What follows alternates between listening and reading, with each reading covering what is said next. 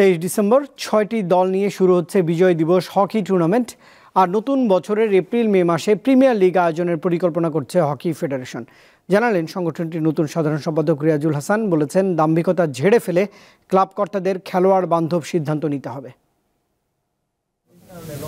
হকির নীল টার্ফ এখনো উজ্জ্বল, কিন্তু জোরালো হয়নি সাংগঠনিক কার্যক্রম। ইগো সমস্যার কারণে বছরের পর বছর লিগ হয়নি হকিতে, উদাসীনতা অন্যান্য টুর্নামেন্ট আয়োজনেও। তাই তো জাতীয় ক্রীড়া পরিষদের মাধ্যমে যুব ও ক্রীড়া মন্ত্রণালয় 9টি ফেডারেশনে অ্যাডহক কমিটি করে, এর একটি হকি ফেডারেশন। খেলা চলাকালীনের মধ্যেই আমরা ফার্স্ট ডিভিশন লিগের ক্লাবদের সাথে বসবো, ওনাদের সাথে আলাপ করব, ওনাদের জন্য কোনটা সুবিধা, কোন সময়টা সুবিধা টুর্নামেন্টে আমরা যেন শুরু করতে পারি লিগ।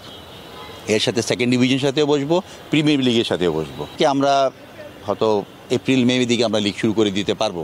18 সদস্যের নতুন কমিটি প্রথম নির্বাহী সভা করেছে গত সপ্তাহে। তাদের লক্ষ্য নিয়মিত খেলা আয়োজনের। বিজয় দিবস হকি টুর্নামেন্ট আমরা করব, ওটার জন্য যতটুকু যা করার আমরা করতেছি। 23 ডিসেম্বরের 23 তারিখে শুরু হচ্ছে।